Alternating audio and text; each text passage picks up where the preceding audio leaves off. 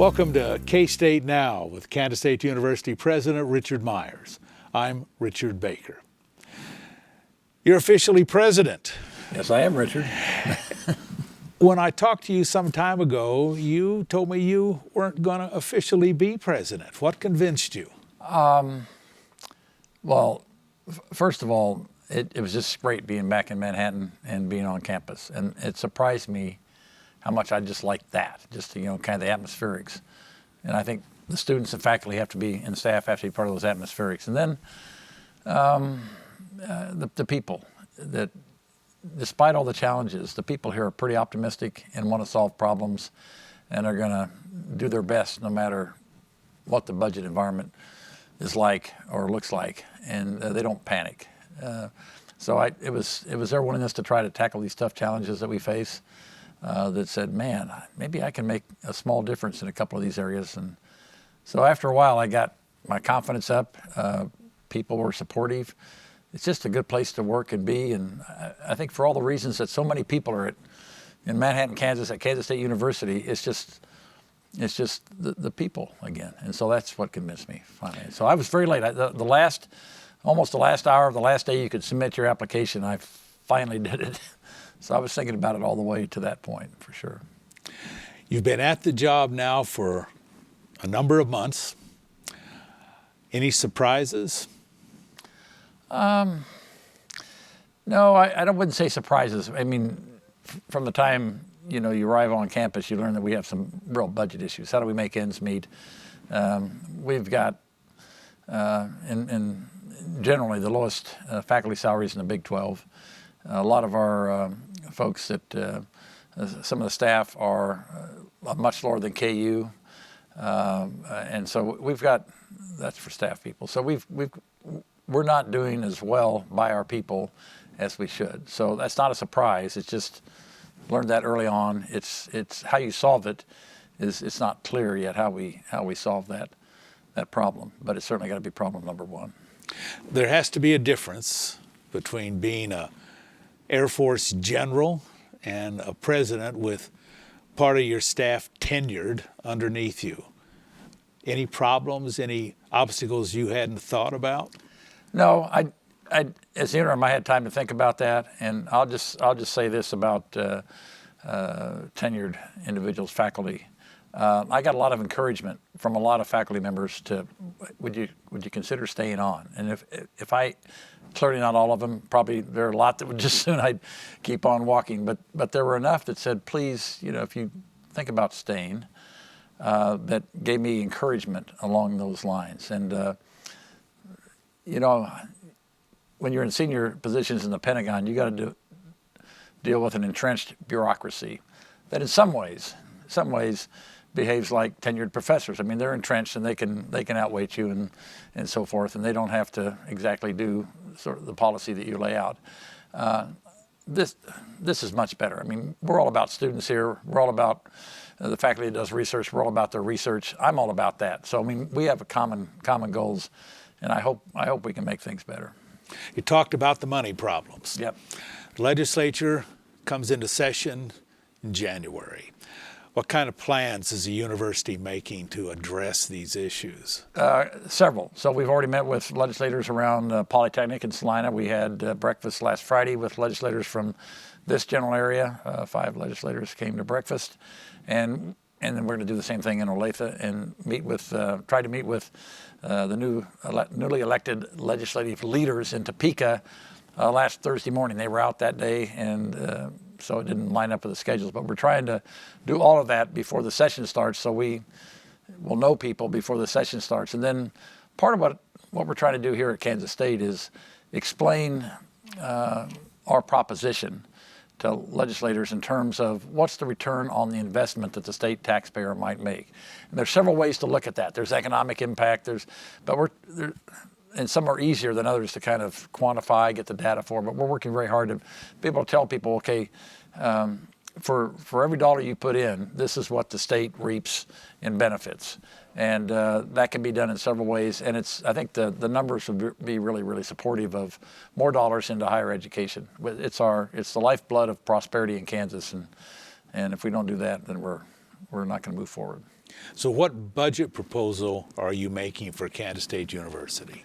Well, we're probably going to ask for a tuition increase. Don't know if we'll get approved, but we're going to ask for a tuition increase. We've asked for some help with some projects here that have been funded in the past that we hope to move forward as well, get them reinstated. And then at some point, we're going to have to raise the priority, and I don't know when exactly we're going to do this, on how we recapitalize our College of Agriculture, their infrastructure. They produce the majority of research that's done at this university, and their facilities some of them are not very good. I asked John Flores, the dean, to take me on a tour of his best facility and his worst, and we did that. The worst is pretty bad. And if you want to do high-class, really productive research, you need good facilities. So we'll start to have those discussions. So those would be some of the priorities. It's my understanding that the College of Ag facilities are not only not that good, as you pointed out, but there's not much room, is there?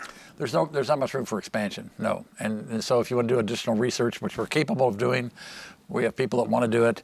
And by the way, when I talk about research, it's not just about faculty doing research, it's faculty and students doing research. We can generate, a lot more folks in master's and PhD programs that way. Undergraduates that can participate in research and have a killer resume when they go out on the market. Hey, I've participated in this kind of research. That's what we're looking.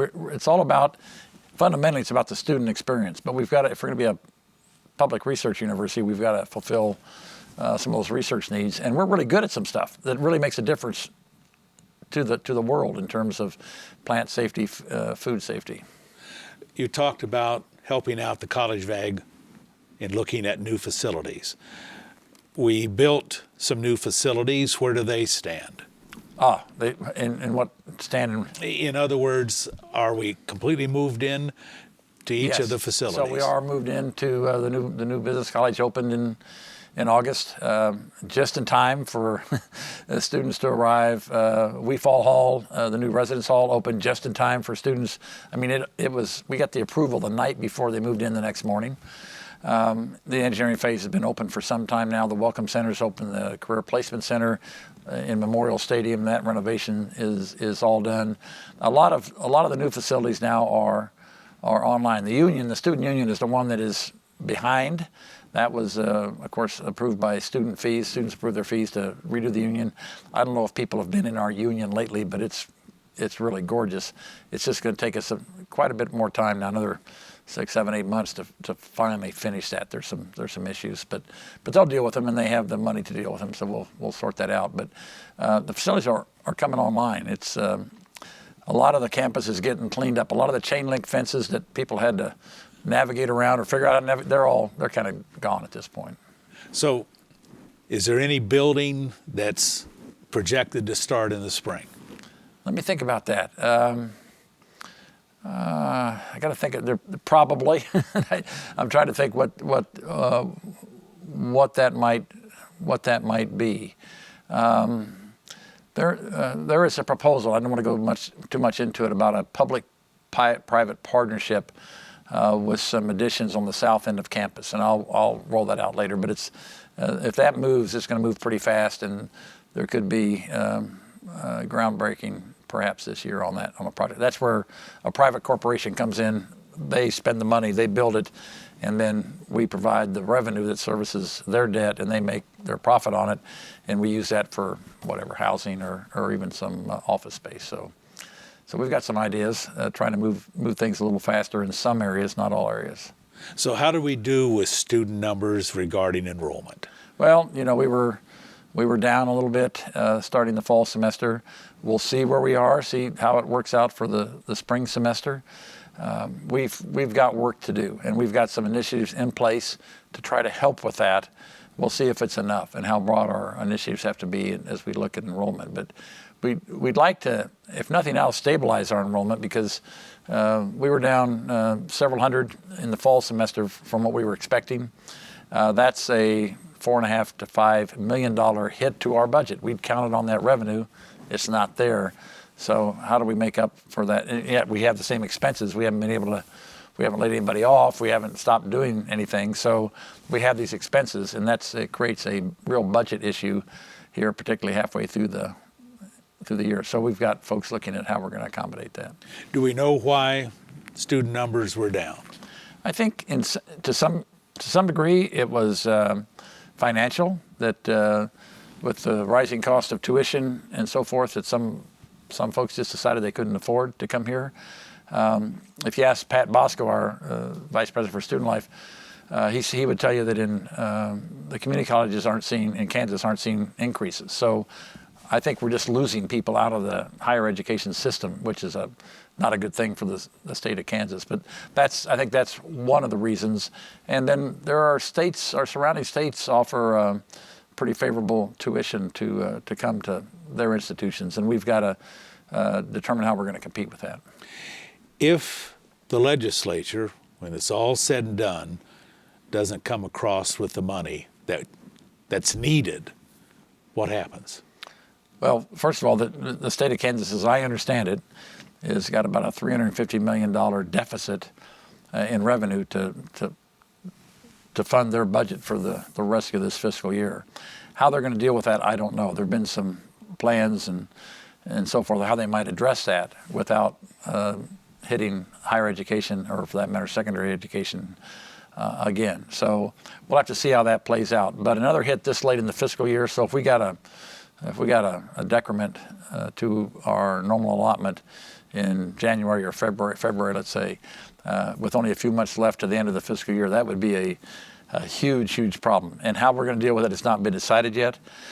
I think there's growing consensus that it cannot be we just take whatever the amount is and then we spread that over all the units and everybody kind of takes a proportional hit. We may have to look at doing something more strategic and more programmatic, but we haven't made those decisions yet.